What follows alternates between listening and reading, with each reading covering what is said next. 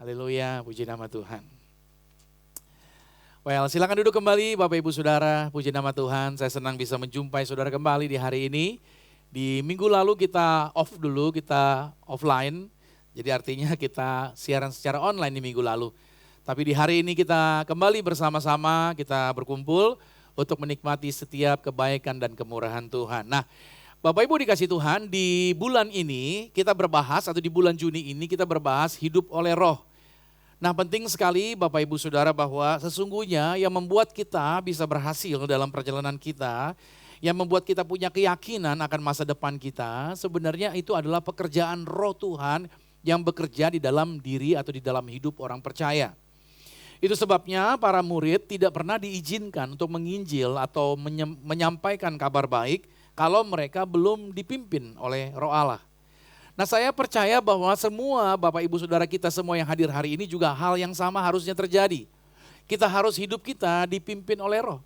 Kita harus hidup oleh roh. Makanya orang-orang yang hidup oleh roh, mereka akan punya kehidupan yang berbeda.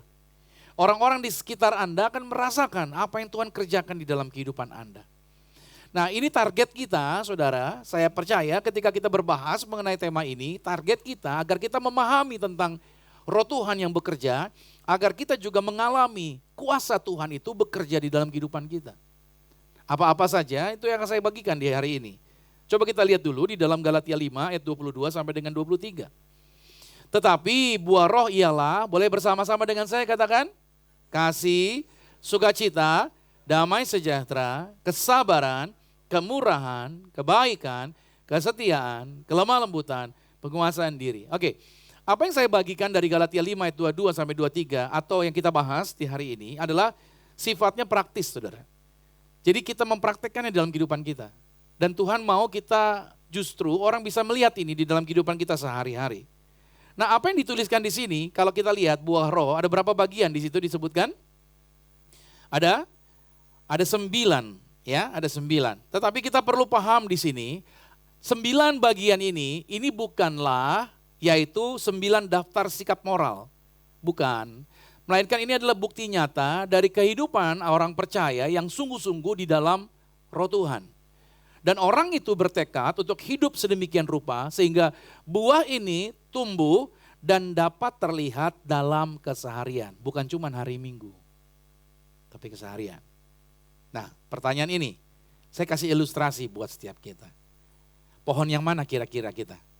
Ada 2 orang petani. Petani yang pertama setiap hari dia punya pohon ini, saudara. Pohon apel tapi plastik. Tiap hari dia poles sama dia. Tiap hari dia poles, tiap hari dia poles. Pohonnya mengkilat.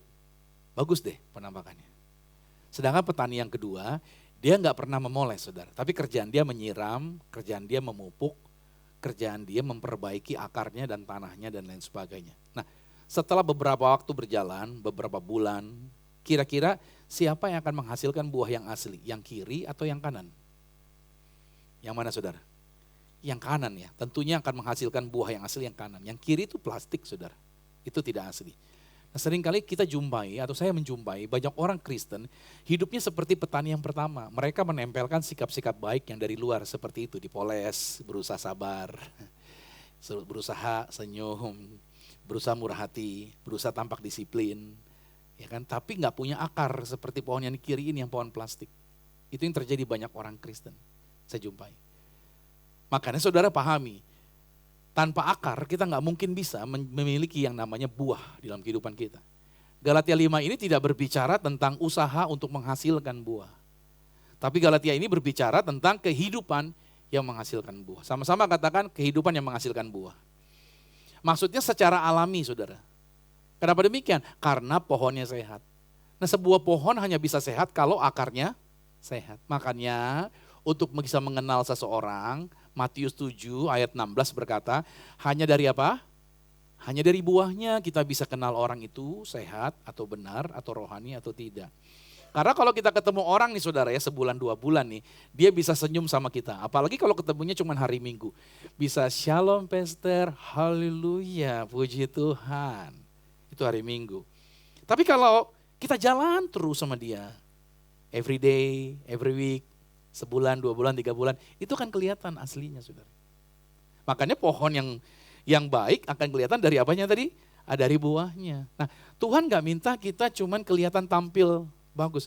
Tapi Tuhan mau kita menghasilkan buah. Enggak, Tuhan di sini gak benci kita, saudara. Tuhan gak marah sama kita. Tuhan mengasihi kita. Agar apa? Agar buah yang Tuhan taruh di dalam kita itu bisa kelihatan dan dirasakan orang. Kembali lagi saya kasih ilustrasi. Kita punya pohon, saya punya pohon yang menghasilkan buah. Itu enak, saudara, buat kami yang nanam. Senang gak kita yang nanam pohon yang menghasilkan buah? Senang banget. Apalagi bisa dinikmatin. Dan tetangga, orang lain yang lihat, orang lain juga senang lihatnya. Ih, pohonnya berbuah ya. Ih, bagus ya. Itu, saudara. Apalagi ketika orang yang ngelihat kita kasih buahnya. Ih, enak ya. Benar gak? Itu dia. Kenapa kita diberikan gambaran bahwa kekristenan itu harus menghasilkan apa tadi? Buah. Nah, pertanyaannya, apa itu buah sebenarnya yang sesungguhnya? Buah roh yang sesungguhnya itu seperti apa? Lantas bagaimana kita bisa memilikinya? Ini akan saya bagi. Materi saya ini cukup panjang, saudara. Mungkin gak selesai hari ini. Saya akan bagi menjadi 3 bagian. Kalau keburu hari ini bisa 2 bagian, 2 bagian. Tapi kalau enggak ya berarti 3 bagian, 3 minggu lagi. Berarti kita minggu ini, minggu 2 minggu berikutnya lagi baru saya akan sambungkan sampai selesai. Tapi saya coba sedapatnya saya bagikan buat saudara dulu. Bagian yang pertama ini dulu, saudara. Buah-buahan. Kata-katanya di sini menarik. Ya, ini sebenarnya bukan buah-buahan, tapi cuma 1 buah. Seringkali kita berpikir ini buah-buahan, tapi enggak. Coba balikin lagi Pak, ayatnya Pak. Lihat dulu ayatnya. Lihat kata-katanya di sini. Ada kata-kata buah-buah enggak? Tidak, hanya 1 aja, buah. Oke, secara teologinya kata itu cuma 1. Makanya dalam bahasa Yunaninya kata buah di situ disebut dengan karpos. Itu berarti tunggal, tidak jamak. Paulus tidak menulis buah-buah roh, melainkan cuma 1 buah dengan 9 dimensi. Kalau saya kasih gambar seperti ini, sebuah cahaya masuk ke sebuah prisma, 1 cahaya, tapi menghasilkan bisa 9 spektrum di situ. Paham sampai di sini? Ya kan, perbedaan warna tersebut itu bukan 9 cahaya yang masuk, tetapi cuma 1 hanya membiaskan menjadi 9 bagian. Nah, begitu pula 9 sifat yang ada di dalam buah roh ini adalah 1 ekspresi yang sama, 1 realita yang sama yang bersumber dari karakter Kristus yang hidup di dalam kita. Nah, kenapa saya berbicara ini penting? Ini penting bahwa artinya saya dan saudara tidak bisa pilih dari 9 buah roh itu salah satunya aja. Saya pengennya kasih aja deh. Saya nggak pengen yang sabar, saya nggak pengen yang pengendalian diri. Tidak bisa, saudara. Kita nggak bisa memilih. Kenapa demikian? Karena pertumbuhan pada 1 dimensi akan mempengaruhi, akan mendorong pertumbuhan di dimensi yang lain. Ketika saudara bertumbuh di dalam kasih, maka kesabaran saudara juga bertumbuh. Paham sampai di sini? Ketika kesabaran saudara bertumbuh, kemurahan saudara juga bertumbuh. Paham sampai di sini? Sampai pengendalian diri saudara. Jadi nggak bisa kita pilih salah satu. Nah, ini penting baik-baik. Ini bukan tentang pencapaian. Ini tentang transformasi. Siapa yang pernah nonton film Equalizer 1? Denzel Washington. Pada waktu dia sedang memotivasi seorang karyawan yang kerja bareng dia di perusahaan kayak Asco begitu untuk menjadi security, tubuhnya agak gemuk, orang Meksiko, ya kan, orang Spanyol kalau nggak salah, ya kan. Terus latihan dan lain sebagainya, bagaimana dia mengatur pola makan dan lain sebagainya. Tetapi dia sempat tricky dalam makanannya ada chips gitu dan itu yang dilarang sama Denzel. Gimana lu mau jadi security kalau lu makan chips, badan lu tidak akan pernah mengalami penurunan berat badan. Dan ada kata-kata yang saya menarik, saya kalau nonton film saya suka ambil kata-kata yang pentingnya aja. Kata-katanya begini saudara, bukan kesempurnaan, tapi progres gitu lah. Tuhan gak minta Anda sempurna saudara, tapi Anda bersedia untuk apa? Bertransformasi. Kita gak bisa milih buah yang mana, yang kita pilih cuma 1, Yesus Kristus. Itu sebabnya 9-9-nya ada di dalam kita. Filipi 1 ayat 21 berkata begini, karena bagi kami pilihan kami cuma 1. Pilihan kita siapa? Kristus, gak ada yang lain. Jadi saudara harus pahami di sini. Ini bukan 9, tapi ini 1 di dalam Kristus. Orang yang terima Yesus, berarti 9-9-nya ada di dalam saudara. Dan itu yang menggerakkan adalah roh Tuhan, bukan kita. Oke, kita gak bisa mengasihi orang saudara, kalau bukan roh Tuhan yang bekerja di dalam kita. Kenapa? Karena kasih saya terhadap Anda itu bersyarat. Betul gak sih? Harus sesuai ukuran ini dulu, baru saya bisa mengasihi kamu. Coba cek yang suami istri, masih dengan bersyarat kok. Kalau kamu sayang aku sayang kamu. Kalau kamu sebagai suami memenuhi kebutuhan aku sebagai istri bisa hormat sama kamu. Ayo ngaku. Kita punya syarat kan? Tapi Tuhan gak punya syarat begitu, saudara. Nah bagaimana untuk kita bisa punya kasih seperti Tuhan? Dengan kekuatan kita? Ya gak bisa. Harus dengan kekuatan siapa? Sama-sama dulu dengan saya sepakat dulu nih.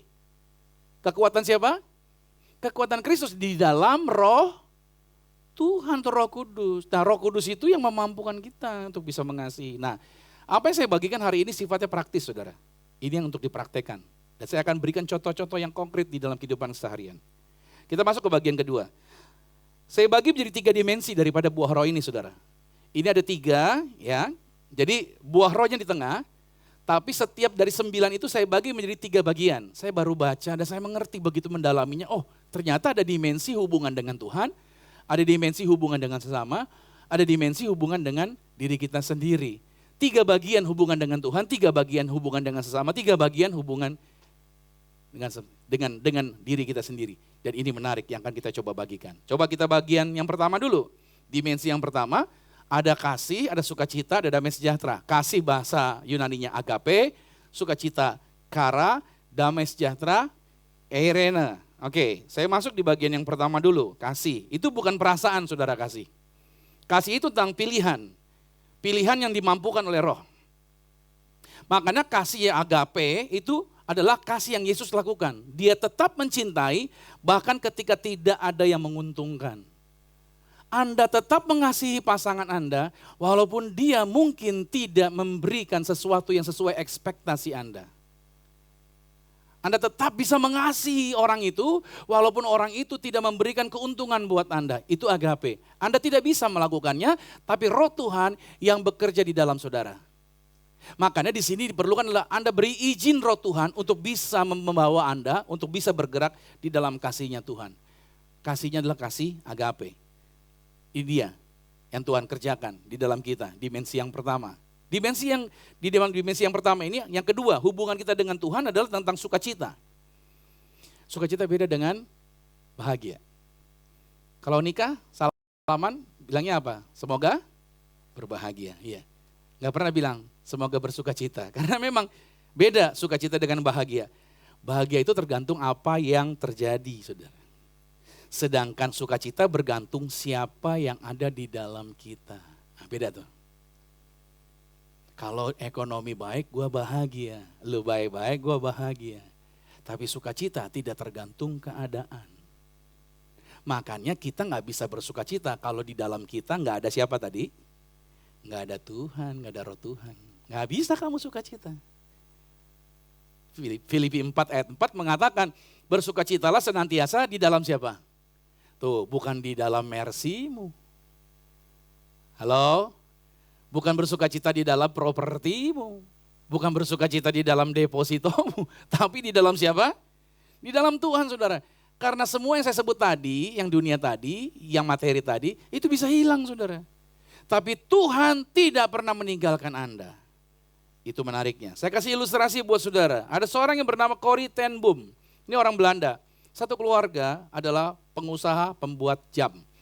Pada zaman Nazi Jerman menginvasi Belanda, keluarganya ini, Corrie ten Boom ini, keluarganya tergabung dalam kelompok resisten untuk perlawanan melawan Nazi Jerman. Tapi mereka orang Belanda. Jadi mereka perlawanan secara senyap. Dan mereka punya prinsip, mereka ingin menolong orang-orang Yahudi yang ditangkap-tangkapin oleh Nazi Jerman, saudara. Orang Yahudi itu menangkapi orang Jerman. Dan apa yang dilakukan oleh Corrie bersama dengan keluarganya, mereka sepakat untuk menolong orang Yahudi. Menyembunyikan orang Yahudi di rumah mereka. Karena rumah mereka adalah bertingkat dan pengusaha jam, maka artinya orang bolak-balik pastinya akan keluar masuk dan itu tidak dicurigai oleh Gestapunya Nazi Jerman. Nah Corrie punya kamarnya itu disusun sedemikian rupa, pintu belakangnya itu sudah lemarinya, itu menjadi pintu rahasia yang membuat orang dalam ruangan 2 meter kali 1,6 kalau nggak salah bisa disembunyikan di situ, saudara. Jadi setiap kali orang Jerman cari orang Yahudi, nggak pernah ketemu ada yang disembunyikan sama Corrie di situ. Semakin lama semakin bertambah jumlahnya dan Corrie bekerja sama dengan kelompok-kelompoknya untuk menyembunyikan orang Yahudi di tempat lain. kurang lebih menurut sejarah ada 800 orang Yahudi yang berhasil mereka sembunyikan. Dan menariknya pertanyaan adalah, itu berbahaya saudara. Menyembunyikan orang Yahudi, ketahuan Nazi Jerman, mereka bisa mati. Pertanyaan saya adalah, kenapa mereka mau? Kenapa keluarga ini mau menyembunyikan orang Yahudi? Karena mereka tahu Alkitab saudara. Orang Yahudi adalah umat pilihan Allah. Mereka melakukan itu. Kenapa? Karena dorongan roh Tuhan yang ada di dalam diri mereka. Suatu hari saudara, ketahuan keluarga ini menyembunyikan orang Yahudi. Kenapa? Karena ada orang Jerman yang berpura-pura seolah-olah dia orang Yahudi, menyamar masuk ke situ karena sudah ada desas-desusnya, lantas berkata, saya kekurangan duit, saya orang Yahudi, saya ingin menyogok orang Jerman agar saya tidak ditangkap, saya perlu uang. Dan Kori menyetujui untuk memberikan uang. Dari situ ketahuan bahwa dia adalah orang yang membantu orang Yahudi. Akhirnya satu keluarga ditangkap, rumahnya digeledah. Tapi kamar yang tempat menyembunyikan itu tidak ketahuan sama sekali saudara. Jerman tidak bisa menemukan di mana mereka menyembunyikannya.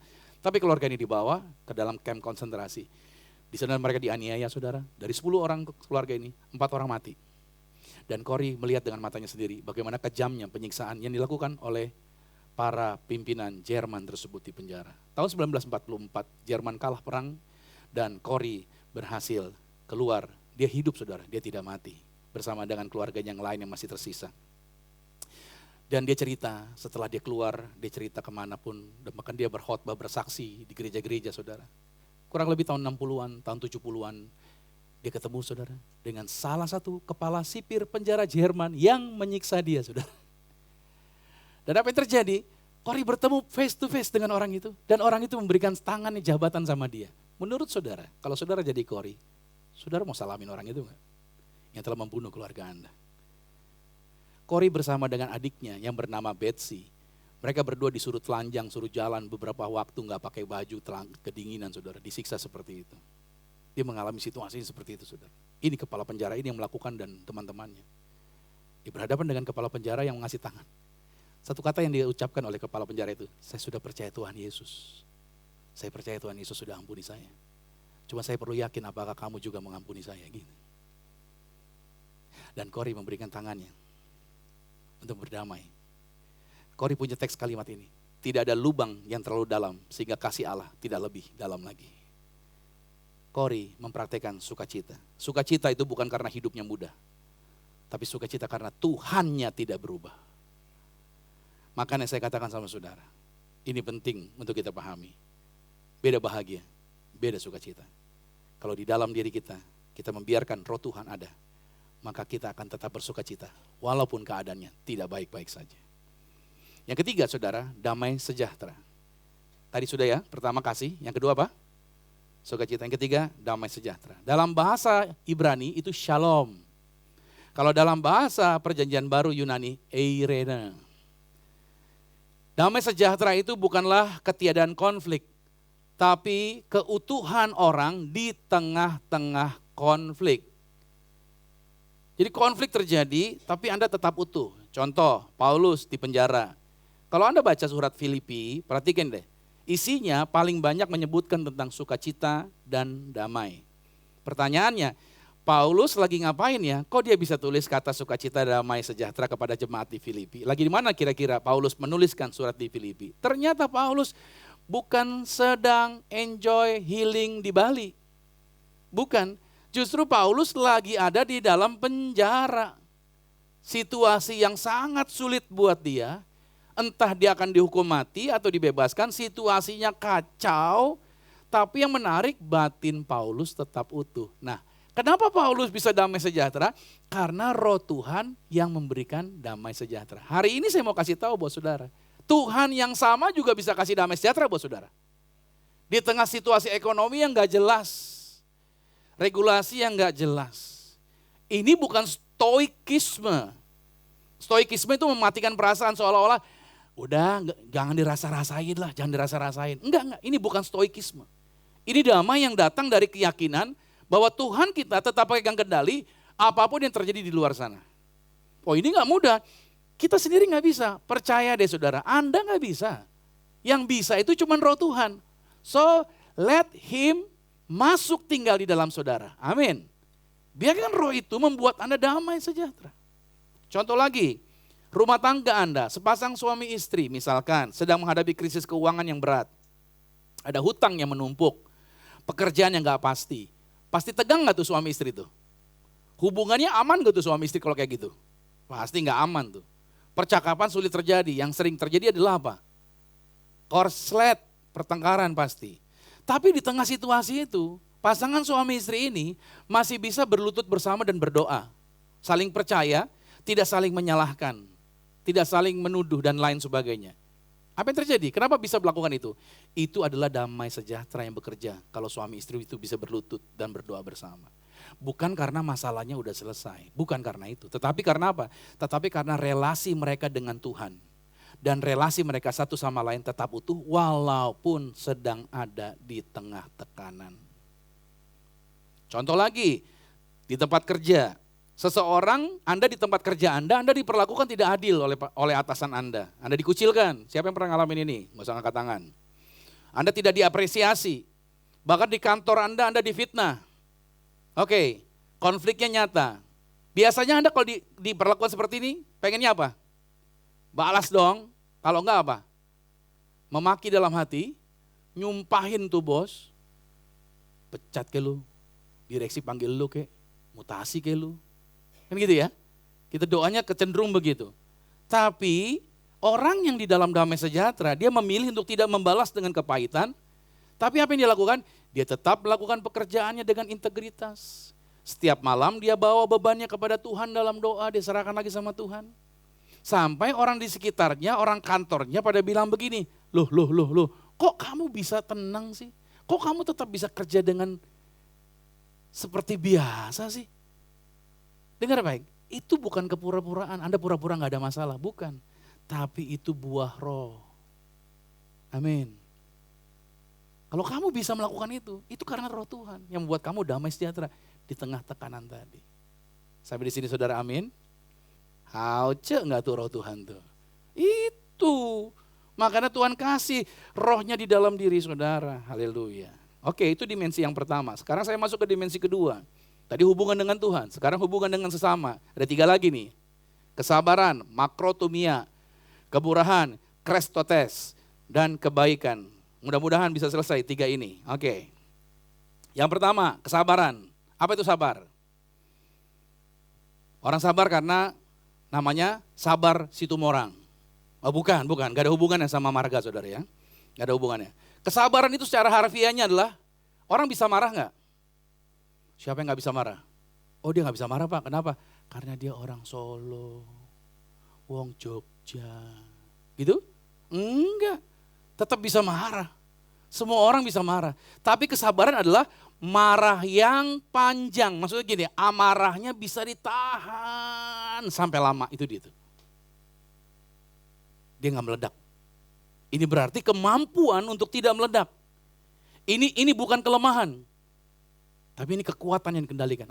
Kalau saudara bisa menahan amarah saudara sedemikian panjang, orang udah ngomel-ngomel di depan saudara, orang memperlakukan saudara tidak semestinya tidak adil, tapi Anda bisa tetap diam dan tenang, itu kekuatan ternyata saudara. Itu power. Dan itu membuat orang gelisah melihat saudara, kok lu bisa sabar seperti itu.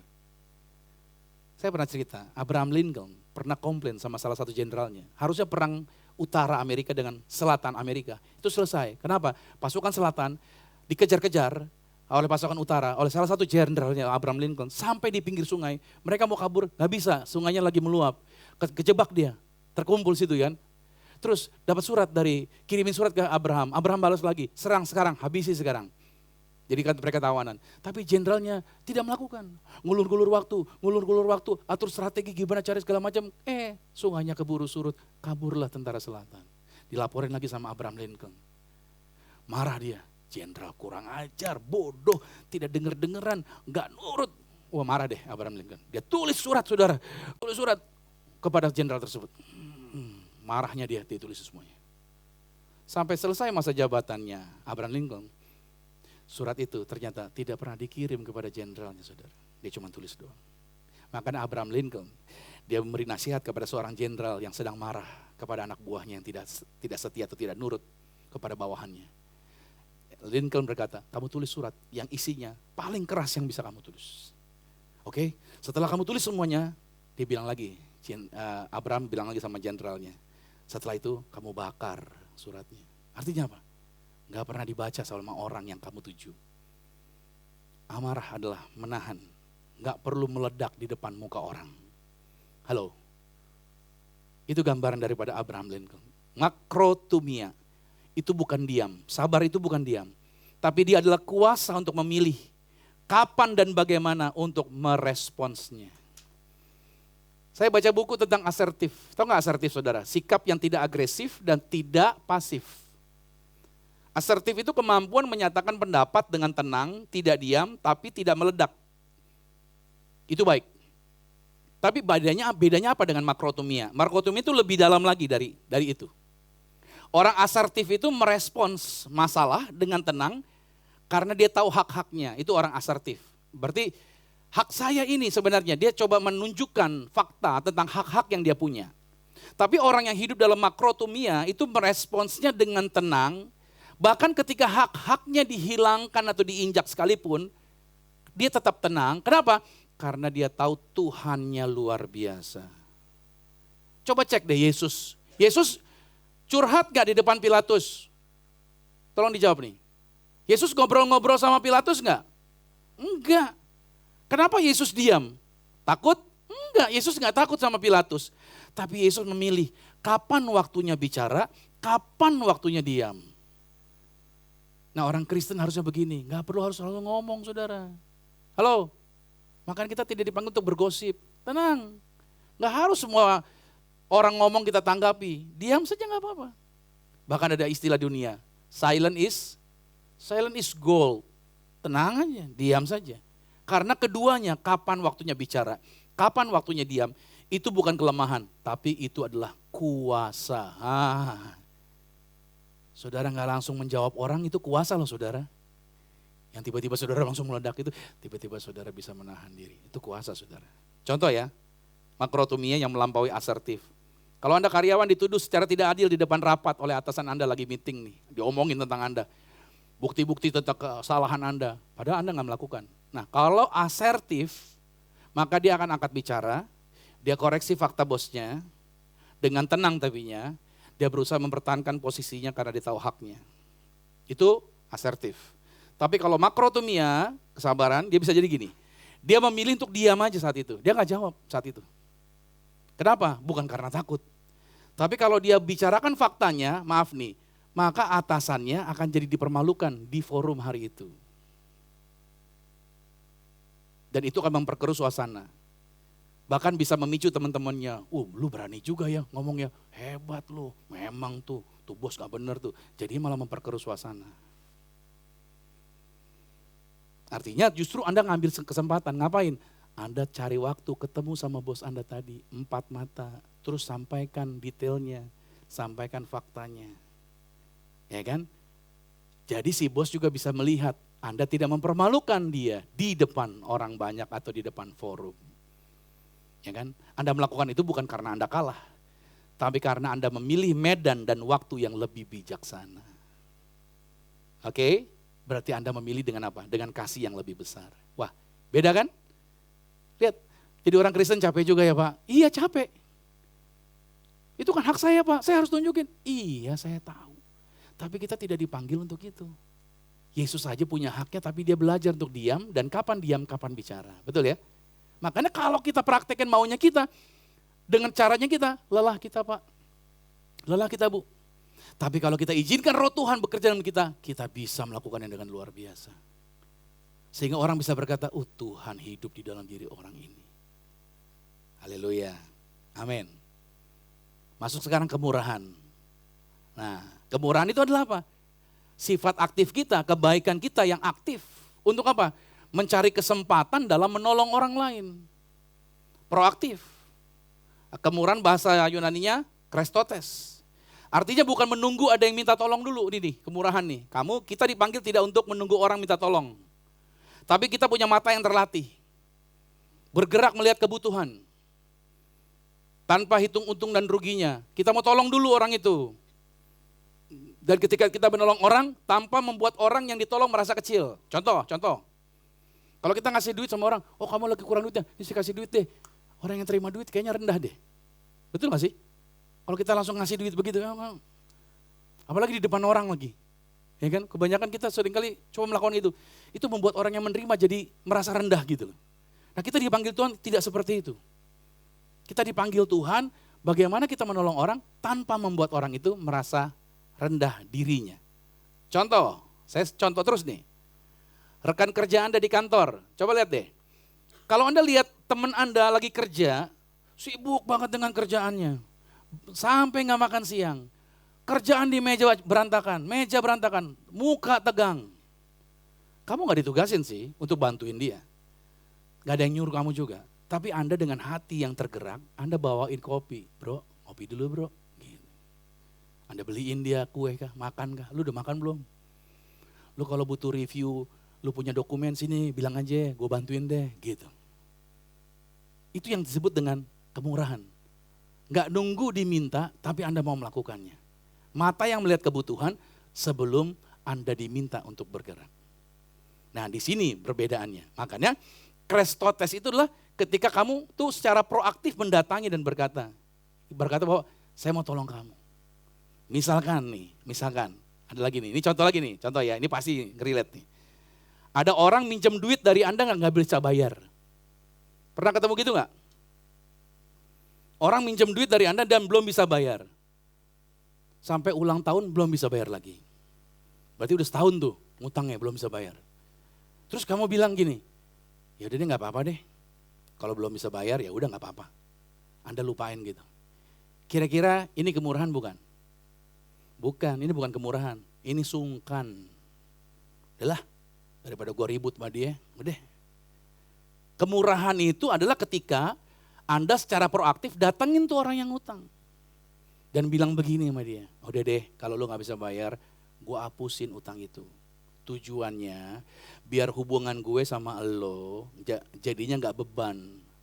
Gua gak jadi sakit hati, lu juga gak jadi beban, kita tetap bisa hubungan dengan baik. Udah dah utang-utang gua hapusin deh. Tanpa dia minta, bisa gak diperpanjang utangnya. Atau tanpa membuat dia merasa terhina. Nah ini sulit nih kalau Anda yang minjemin duit ngomong begini sama orang yang ngutang, betul gak sih? Susah, tapi roh Tuhan yang bergerak yang membuat kita mampu. Itulah makanya kemurahan membawa kita untuk bisa melakukan itu sama orang yang ngutang tadi. Lantas pertanyaan selanjutnya, Pastor, kalau orang yang udah kita bebasin utangnya tadi, dia datang lagi, minjem lagi gimana Pastor? Nah ini lebih menarik lagi nih, dia datang lagi nih. Mau ngutang lagi karena Anda baik udah ngapusin utangnya, dia datang lagi. Bisa dicoba lagi, namanya orang ngutang kan coba terus ya, benar gak sih? Ya kan? Nah di sini saya bedain antara kemurahan yang bijak sama kemurahan yang bodoh. Nah kemurahan tanpa kebijaksanaan itu bisa menjadi enabler atau Anda malahan memungkinkan atau membuat orang yang berhutang terus menerus dalam pola yang merusak diri orang itu sendiri. Jadi caranya bagaimana? Caranya saudara harus lihat di sini. Anda hutangnya dihapus tadi bilang sama dia. Tapi ternyata perilaku orang itu nggak berubah, tetap sama. Datang lagi minta hal yang sama. Nah di sini perbedaan yang paling penting. Krestotes itu bukan pintu yang nggak ada engselnya. Tapi itu bisa dibuka dan bisa ditutup dengan hikmat. Jadi sikap yang tepat bukan langsung menolak secara mentah-mentah. Tapi ini yang harus Anda lakukan. Ada 3 lapis nih, saya bagikan buat saudara. Pertama saudara harus jujur dulu dengan kasih sama orang seperti ini. Katakan apa yang Anda lihat dengan lembut tapi tegas. Bilang sama orang itu begini yang ngutang, yang mau ngutang lagi. Saya mengasihi kamu. Oke, saya mengasihi kamu. Dan karena itu saya perlu jujur. Saya khawatir kalau saya terus memberi kamu dengan cara yang sama, itu tidak akan benar-benar membantu kamu untuk menolong kamu dari masalah. Malahan membuat kamu dan saya tidak mengalami pertumbuhan rohani. Ini bukan penolakan saudara, tapi ini kebenaran yang disampaikan dalam kasih. Saudara harus berani ngomong begini sama orang yang ngutang lagi sama saudara. Halo, amin. Lapis yang kedua, tawarkan bantuan yang berbeda. Kemurahan sejati itu bertanya begini, Apa sih sebenarnya yang kamu benar-benar butuhkan? Bukan apa yang benar-benar kamu minta. Yang dia minta belum tentu apa yang dia butuhkan. Berarti mungkin yang dia butuhkan bukan uang lagi. Tapi apa? Kita perlu mendampingi dia. Kan duduk bareng dulu nih. Ayo kita duduk bareng. Kenapa lu minjem duit terus? Lu berani gak kita ngobrol dulu sama-sama? Bagaimana sih sistem keuangan lu? Oke, bagaimana cara kamu ngatur keuangan? Pemasukan kamu berapa? Yang dikeluarin tuh apa aja? Bersedia nggak saya bantu di situ? Halo? Ngomongin sama orang yang ngutang begitu. Saya belajar nih, jadi pendeta, ketemu dengan sebuah gereja besar, saya di-mentoring sama mereka kasih sebuah pengalaman. Ada orang yang selalu duitnya kurang. Dia punya penghasilan, tapi duitnya kurang terus. Duitnya kurang terus, sampai dia harus berhutang, Nah ini orang pengusaha, dia bilang sama orang yang berhutang ini, sini saya bantu kamu. Saya bisa saja kasih uang sama kamu yang kamu minta, tapi saya mau bantu kamu dalam pengelolaan keuangannya. Coba cek pemasukan kamu berapa. Dicek sama dia, sama si bos ini, dibantuin. Oh pemasukan kamu segini, penggunaan kartu kredit kamu begini. Nah akhirnya diambil saudara, saya ambil kartu kredit kamu, saya ambil ATM kamu. Jadi uang yang masuk dikelola sama si bos ini, teman-temannya. Jadi setiap kali masuk dan uang pengeluarannya diatur, dicicil, diaturin. Kamu sehari hanya bisa pengeluaran segini, sehari hanya bisa segini, saudara. Selama setahun saudara ditolongin sama orang ini. Dan orang yang bermasalah dengan hutang ini akhirnya apa? Beres saudara. Yang dirubah polanya. Seringkali yang dibutuhkan bukan uang. Tapi mau duduk bareng gak? Coba mungkin belajar kelola keuangannya dengan bijak. Atau mungkin kamu ngutang mulu kenapa? Oke saya bantu deh. Agar dia tidak kelihatan rendah kan. Gimana? Cari orang yang punya pekerjaan yang bisa kasih pekerjaan buat dia. Betul gak? Kita cariin kerja. Nah saya sama istri saya selalu kepikiran kalau ada orang-orang yang gak punya penghasilan, kurang ini, kurang itu. Itu jadi sebuah pemikiran buat kami berdua. Gimana caranya ya agar saya bisa nolongin orang. Makanya dari awal saya bilang sama saudara, gereja harus diberkati. Bukan cuma diberkati, gereja harus kaya. Bukan cuma kaya, tapi gereja harus kaya banget. Karena banyak orang susah di gereja yang harus dibekali, yang harus dibantu, yang harus ditolong. Ya kami bukan cuma nolong dengan uang, tapi dengan uang yang ada di gereja kami bisa bukain sebuah pekerjaan buat dia. Kami bisa berikan modal sesuatu buat dia yang jelas agar orang itu bisa menjadi mandiri tanpa bergantung lagi sama orang. Berarti kita perlu menawarkan tawaran bantuan yang berbeda, lapis yang kedua ini. Dan kita perlu bercakap-cakap lebih dalam tentang akar masalahnya. Kita perlu ngobrol sama orang yang suka hutang seperti ini. Yang ketiga, kita boleh berkata no sama orang yang mau ngutang lagi. Ya kan?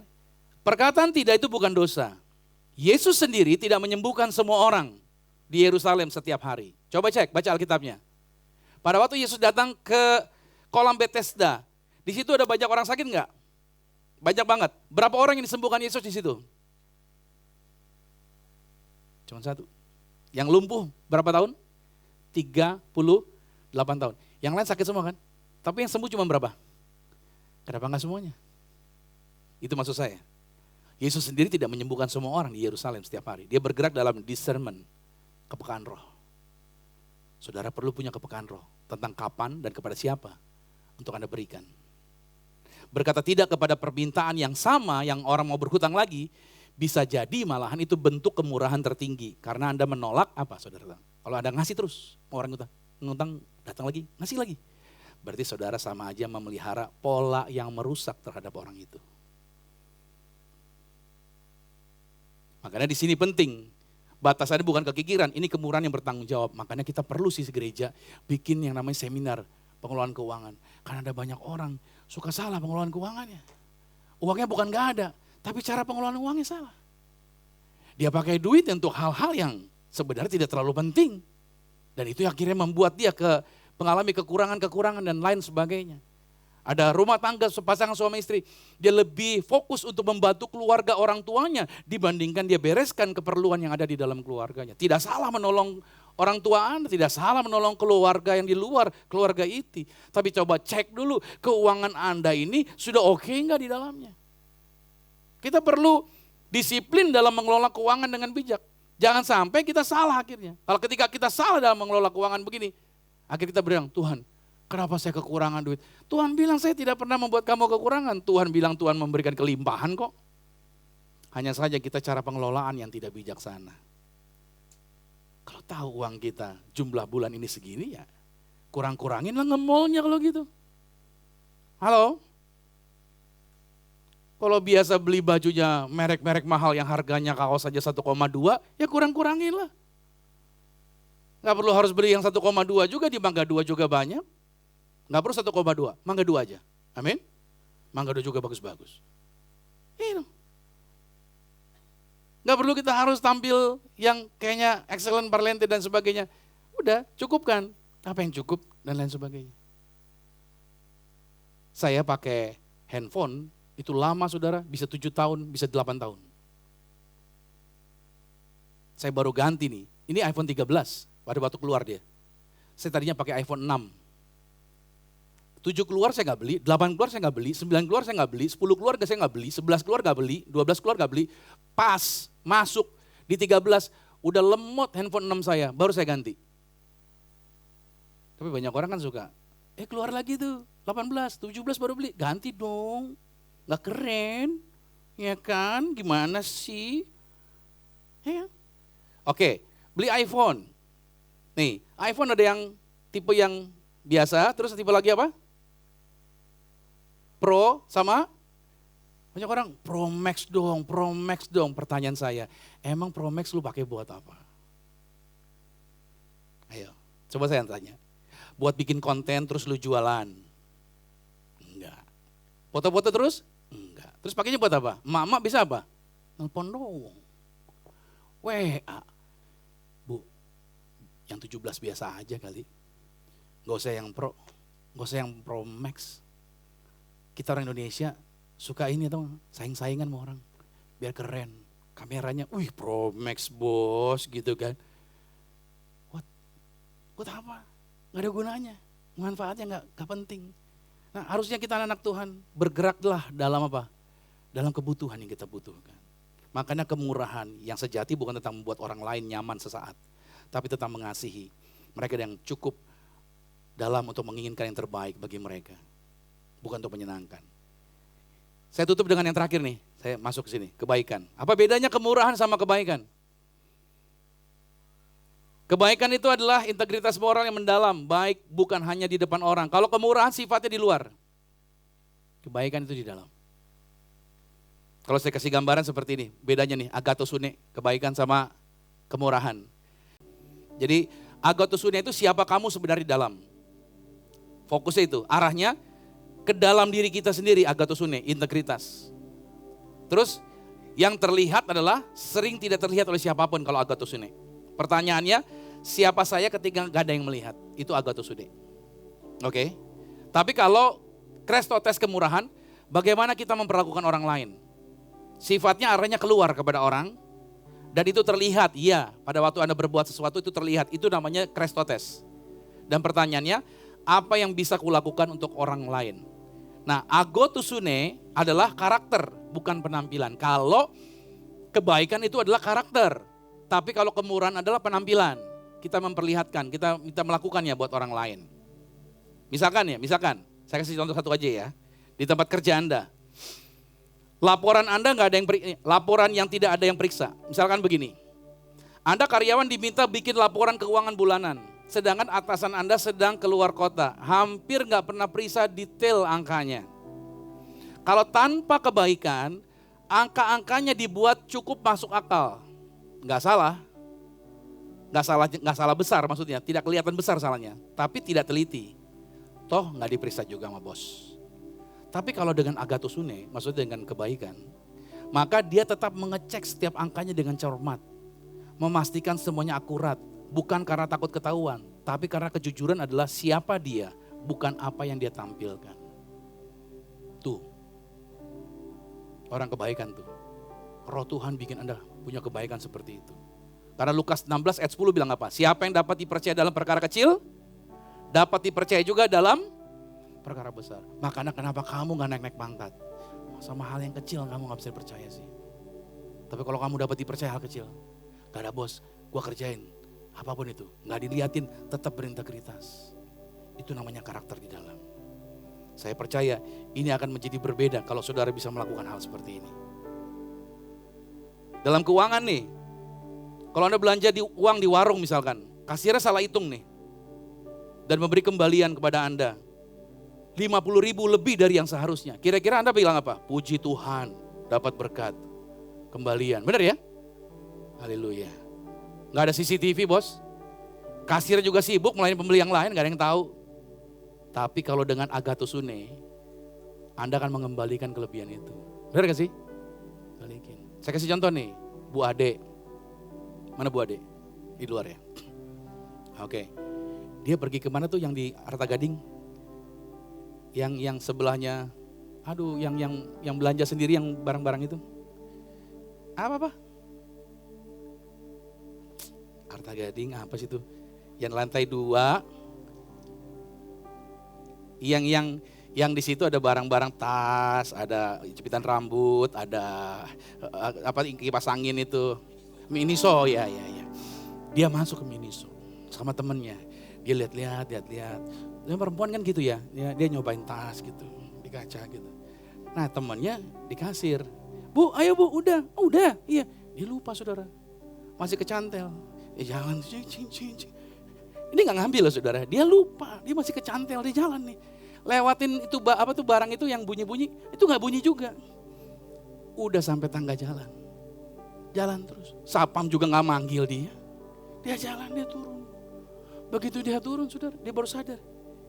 Kok ada tas ini kata gitu. Harusnya gimana? Puji Tuhan. Iya kan gitu saudara. Dia senang sama tasnya, udah kebawa saudara, udah kebawa. Tapi dia langsung berhenti, dia balik lagi ke tokonya. Pak maaf ke bawah sama saya. Sapamnya sampai heran-heran, sampai senyum. Luar biasa ibu balikin barang. Dibalikin sama dia, dibalikin saudara. Itu saya mau katakan sama saudara. Dia menjadi orang yang benar-benar belajar untuk apa? Berarti mempercaya bahwa di dalam dirinya ada kebaikan. Dia gak mau ngambil yang bukan milik dia. Alhasil saudara, beberapa hari kemudian itu tas yang pernah lihat dapat hadiah. Tas itu datang ke rumah dia. Dia dapat berkat saudara. Haleluya. Amin. Sekarang sah, itu udah dibeli. Jadi saudara kasih Tuhan, percaya deh. Dorongan Tuhan di dalam diri kita untuk melakukan kebaikan. So saya berhenti sampai dimensi yang kedua ini. 3 lagi itu dan seterusnya kita akan bahas di minggu berikutnya. Saya berharap saudara bisa datang kembali. Apa yang saya bagikan hari ini, kalau saudara mau dapat materinya untuk jadi pembelajaran buat saudara, setelah kita sampai selesai pembelajarannya, nanti saya bagikan buat saudara, agar saudara bisa diberkati lebih lagi. Namanya Yesus, namanya Yesus, nama Yesus yang menghibur hatiku. Namanya Yesus, namanya Yesus, namanya Yesus, nama Yesus yang menghibur hatiku. Oh, namanya Yesus, namanya Yesus, nama Yesus yang menghibur hatiku. Menghibur hatiku. Namanya Yesus, namanya Yesus, nama Yesus yang menghibur hatiku. Namanya Yesus, namanya Yesus, namanya Yesus, nama Yesus yang menghibur hatiku. Namanya Yesus, namanya Yesus, namanya Yesus, sobat yang setia. Nama Yesus yang menghibur hatiku. Nama Yesus yang menghibur hatiku. Menghibur hatiku. Nama Yesus yang menghibur